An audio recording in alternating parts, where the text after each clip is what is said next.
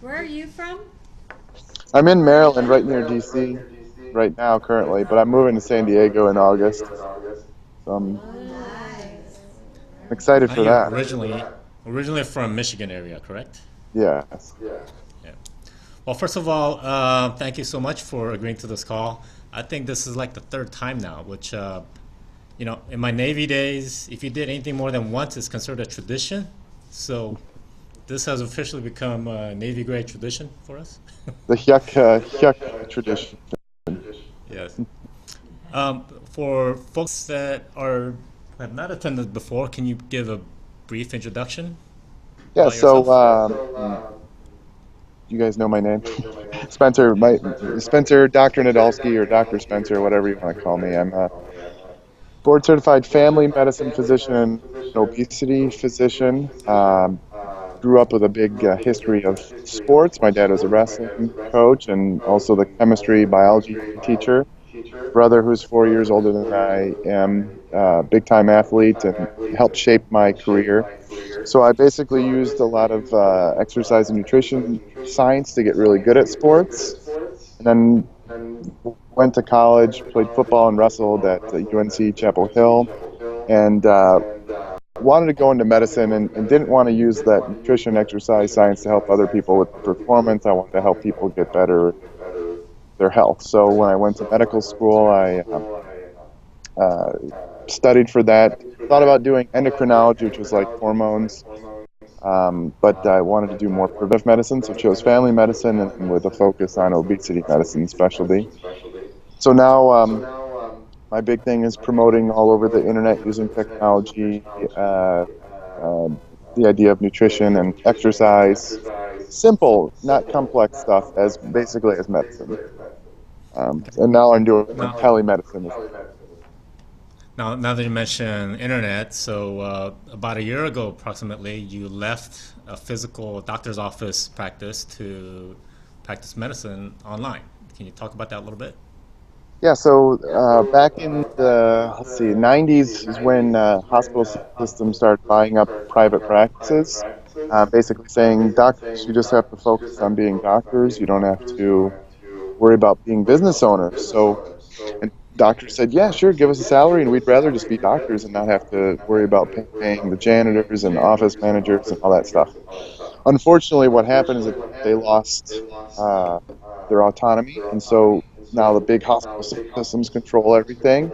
Big government, big hospital, big administrator, and so this is what I went through. I after residency, I went to uh, this big hospital right here in the DC area, and turns into a patient mill. You have to see patients every 10, 20 minutes, and if you're not seeing enough, they yell at you. It doesn't matter if you're doing a good job or whatever. They just have to see more and more people. So there's no way I could give lifestyle medicine advice, exercise, nutrition in 10 minutes, talking to the patient, getting a full history.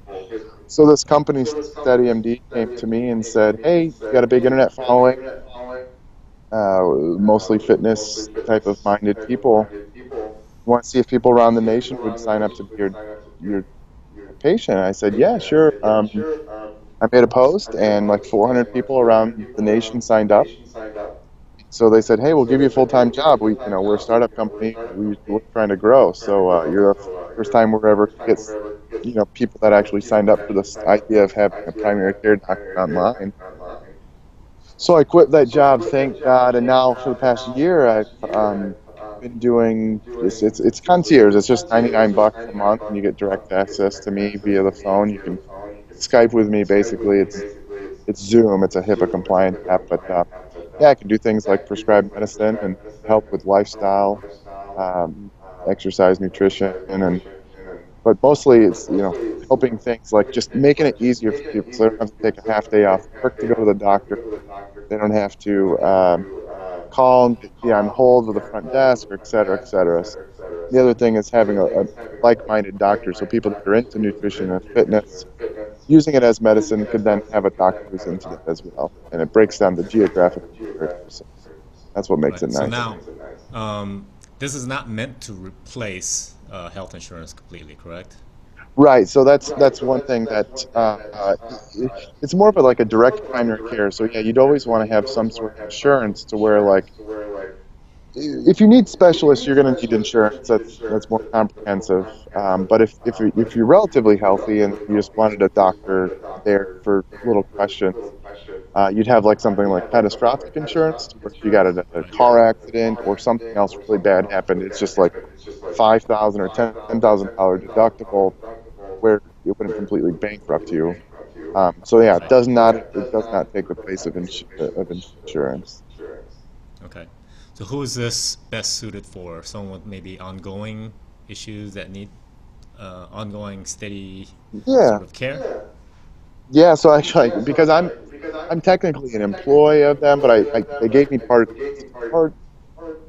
any point part of equity of the company, so I just so I would join them. But I'm very pushy to them because like it's not for everybody. They wanted to just make sure they get everybody to sign up because they're a startup and they want to show that they're growing. But what I found is the people that it doesn't work well for are those who are already healthy, don't have that extra disposable income that would make sense. So like someone who has a ton of money, it's just like whatever. I have my accountant, I have my lawyer, I have all these people on retainer, and they're super healthy.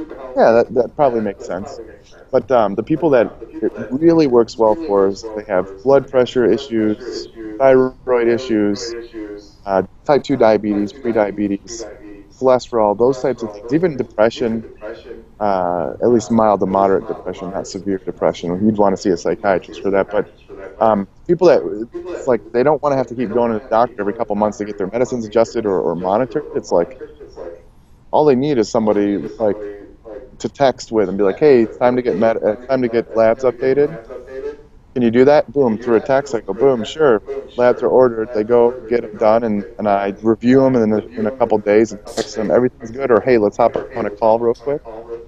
Right. Those are the people that shouldn't have to go to the doctors, take a half day off work, have to wait 3 weeks to get in to see the doctor, and then all those things that should have been changed in the meantime were not changed, and everything was left alone. So it's a very proactive approach, but those people love it the most, and I get people off their insulin all the time and get them off their diabetes medicines just through a very direct relationship and helping them through their lifestyle changes. So those are the people that like it best, and then also those who travel a lot, people that like they're just not in one area. So if they're I don't know some sort of if they work for like a state department or pharmaceutical reps or other things like that, they're not able to sit in one town for any period of time.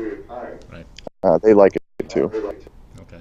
So now you have to get licensed in state by state basis, right? There's no nationwide Yeah, licensing. I know it's ridiculous. So yeah, every wherever the person is, I have to have a license there. So like I have my license in California. I have my license in about 70% of the United States population-wise. It's like 15 states, but 15 states hold up most of the population. Okay. We're going to change topic a little bit to something that you're a big fan of is meal templates. I got some printouts here that I'm going to pass out for people so they get a visual indication of what meal looks like. Um, Now, it's a photo that I lifted from your professional Facebook page where you Yeah, show your wife's dinner versus yours. So right. now, talk a little bit what a meal template is. So the idea behind a meal template, it's not a meal plan. So most of the people in here have probably heard of like a meal plan where it's like 5 ounces of tilapia or shrimp and 200 grams of broccoli and 1 cup of rice. So it's very pre-planned is usually meal plans. The idea behind a meal template is that certain foods have similar amounts of calories in them and similar amounts of protein and carbohydrates and fat. So you could theoretically get a template of the amounts of each foods that you should have based on your body size and your goals, like if you want to gain weight or lose weight or stay the same or just get healthier. So the template just shows you the types of foods in the certain proportions or portions that you would want to get for your goals. As opposed Okay. to a fixed meal plan, it gives you a lot more options, like flexibility is the idea. Okay. Okay. So now you have a lot of vegetables on there, and I think that's a hurdle for many people to consume more of. Hmm. So, what are some tips that you have to make them a little more palatable? Yeah, so that is the most. I mean, even I struggle with eating what I would consider as enough vegetables during the day. So uh, even just having a big salad, like so, you can get these bagged salads at the grocery store now. There's tons of them. You can uh, and they're already mixed with all sorts of things in there. You can buy those, get a big bowl and put it in there, and then just use a tiny bit of the dressing. You don't want to use the whole thing. Use a tiny bit of it, really mix it up. That's a good way to just get easy vegetables. But like some people don't like salad all the time, even if it's a relatively tasty one. So a lot of times we do roasting. Anybody do roasting, vegetable roasting in there, where you whatever, put the oven at 375, get a big cookie sheet, and grab up all your favorite vegetables. They wouldn't necessarily like if they were steamed, so things like broccoli, onions, zucchini, and things like that, and just spray them a little bit with olive oil and then a lot of different seasoning. You can get a big, huge tray of it and not have that many calories. You don't have to add all the fat. You just a little bit of spray of olive oil. You can actually roast it for like 20 minutes. I found that really helps me. But the thing most recently, a lot of the stores, especially in the United States, the Green Giant has actually gotten really creative. They've changed not the type of vegetables, it's the type of way they prepare it. So you can actually get riced cauliflower and riced broccoli. So it actually has a different texture as opposed to just like the same like I don't know. I don't really like broccoli or cauliflower like when it's whole. But when they rice it, um, and you kind of stir fry it up, the texture and consistency of it is such that it actually tastes good. So that's another good way. They also spiralize things, and it's all frozen. So I've really liked that. Those are the things that So I've now, been doing. now would you say one pitfall to avoid when eating vegetables is to not to drown it in something too oily or fatty, such as like cheese sauces and those things make it Yeah, taste good, but it raises the calories a lot. yeah. So that's what most people do. They want to get a big thing of ranch and just dip it. There's actually little things you can do. You can actually get cottage cheese, which some people don't like cottage cheese, but you can actually blend it up with a little bit of powdered ranch uh, from the store, and it actually makes a good ranch dip that's high in protein and low in Interesting. fat. And it's not that fat is bad for you, but it can add up really quickly when you're using some of it for these things. So ideally, you'd use the least amount of flavor possible to make the vegetables palatable. Right. Now on your plate, I see like plain rice, and I would think it takes a little while for someone's palate to adjust to foods that haven't been like overly flavored and have a lot of fat and salt added to it. Can you talk a little bit about that kind of the palate adjustment period that happens? Yeah, I don't have problems with a little bit of added salt unless I have what would be like a salt sensitive hypertension, meaning your blood pressure is really affected by the salt. So salt's okay. It's hard for me to eat things that aren't. So I love salt. So if your kidneys are working well and you don't have blood pressure issues, I generally don't see an issue with it. But it is sometimes an adjustment to not have as much fat included into your carby, starchy foods. Those are things, fats and salt and starch and a little bit of sugar. Those are things that taste really good together. So ideally, you would take some of that fat out to reduce the amount of calories while still enjoying the meal. And in the beginning, it's the hardest in the beginning, but there's like about a 2 to 4 week adjustment period where your body does get used to it, and it actually helps your brain not be as so like addicted to it. I hate using that term, but there there are ways that your brain might have a propensity or want to eat those types of foods. So it does take some effort at the beginning, but once you start doing it, your body adjusts and you actually start enjoying it more plain. Okay. So now, as far as hunger goes, is there something that you're, when we're eating like, per a meal template, are we paying attention to how full we feel? There's this kind of an Okinawan saying that says you need to eat until you're 80% full. Is it Here, some way Hachibu. to quantify that? Yeah. Yeah. So it's interesting. Or you could fill your belly up with like one of those huge salads, and you still might be hungry too, because there's a difference between like fullness and satiety. And so I'm sure people in here have had that feeling. I've had many. It's basically that connection between our brain and our guts, and there's a communication with the hormones that are going on and the signals. So yeah, ideally we would eat until something like 80% full, which would then eventually turn into 100% full. Like it's you have to wait a little bit. So there's a timing thing going on there and a delay with how satisfied you are versus where you are at that moment.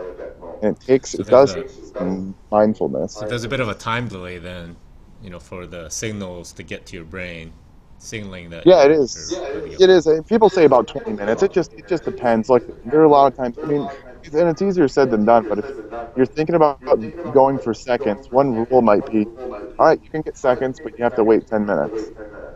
Okay. It's harder.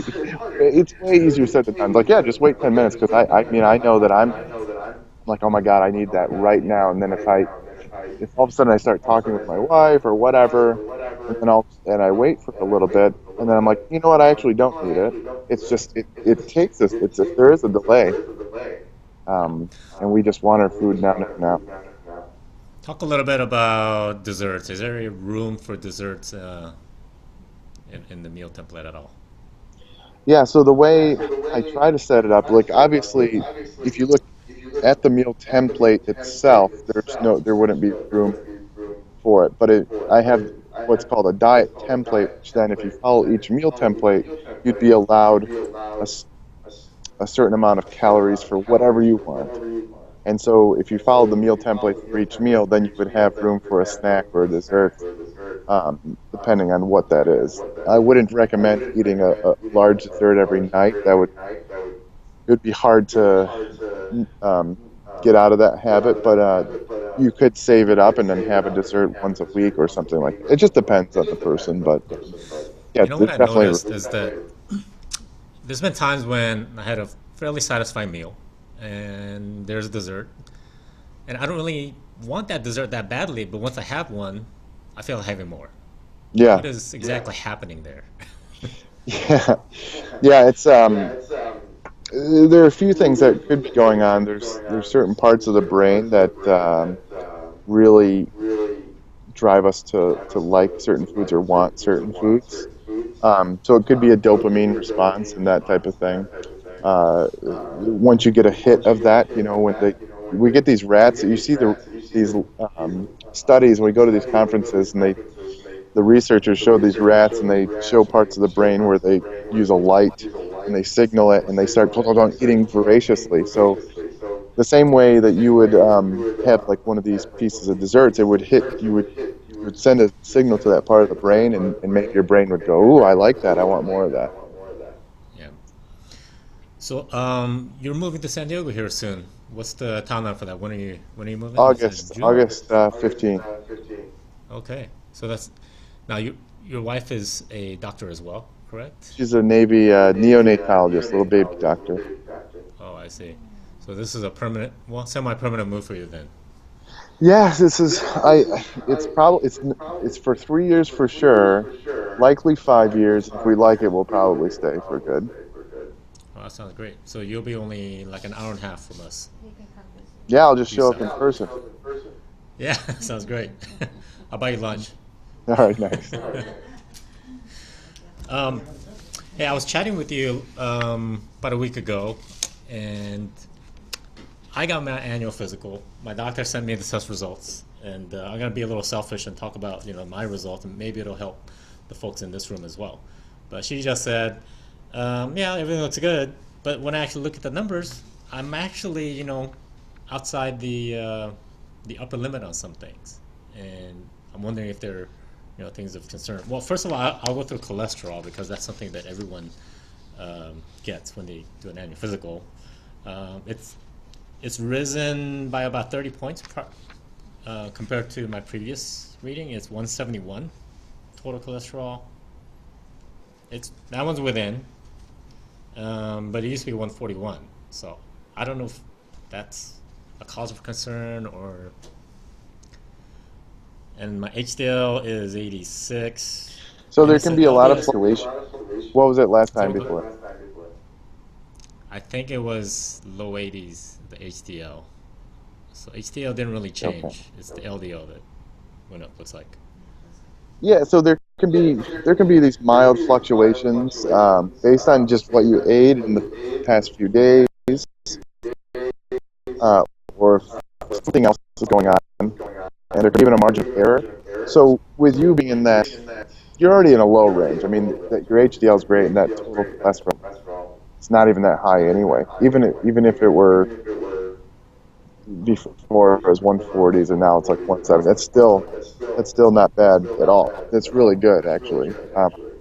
So you can fluctuate a little bit in there. It wouldn't be any cause for concern. It would be a person that's kind of at risk for heart disease. They have blood pressure issues. They have blood sugar issues, and their cholesterol was like 200s, and then all of a sudden it went up to 240s, and then you're looking at like, hey, if you're not going to fix these other risk factors, meaning the blood sugar, blood pressure, and smoking, and all this other stuff, that's where it's like maybe we should just fix the cholesterol with a medicine. So for you, it wouldn't matter. Okay. So now it says comprehensive metabolic panel. This is where some numbers kind of pop out at me. There's something called the BUN to creatinine ratio. What is that? And why is 21 okay even though the upper limit is 20? Yeah, so the BUN can fluctuate based on just your hydration status. It's one of these urea, nitrogen uh, levels, and we don't look at it. It's one of those things where it's kind of like, yeah, if it's a little bit elevated, it could just be from dehydration. And people with kidney issues, we look a little bit closer, especially in the hospital. So for you, I wouldn't even think anything of that, especially just being above the normal range. We use that more if we're looking at somebody that's in kidney failure and we want to know the cause of it, then we can look at those ratios. But for you, Okay. no sense in even paying attention to it. And that's a true factor. Can you hear me? That's it? That's a true factor. That happened to me last year. Okay. And I had a kidney stone. And Oh. part of the problem, my doctor says, because I didn't drink enough water. Okay. Dehydration. So, Well, I guess where my concern for kidney health comes from is that my father has blood pressure issues, high blood pressure, and I Yeah. tend to run a slightly high unless I got really skinny, then it seems to drop to normal. But Yeah. the other number, albumin to globulin ratio, it's 2.3 versus 2.2 is the upper limit. What is that? Yeah, so some of those things there are certain proteins in the body that we make. Albumin holds on to a lot of different things and carries them through our blood, globulin as well. So sometimes we look at those ratios with people with certain protein deficiencies and excess issues. So for you, again, that doesn't make too much of a practical sense. So there's my baby, my wife. You want to say hi? Hey, Don. Hello. he's adorable. Oh, goodness. So what we just did right now, well, not Yeah, waving, but yeah, so this little quick conversation we had is it's actually a preview of what you do with SteadyMD, right? This is the kind of the call that you would have yeah. from your patients. Yep. I could order the labs. I could review them. And there are a lot of patients that just don't get enough time with their doctor, and I could spend more time with patients over the long run as opposed to just a quick little 5-10 minute appointment and just kind of brushing people off. A lot of times it's like, oh, if you're ever worried, we just, I give you resources on the things, and then I could,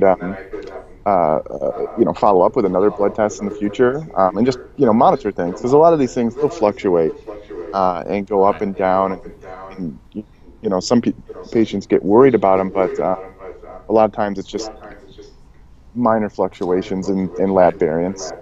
So you look for trends rather than just any single number. Yeah, yeah. We want to look at the person as opposed to just the ink blots on the paper, kind of thing. Okay.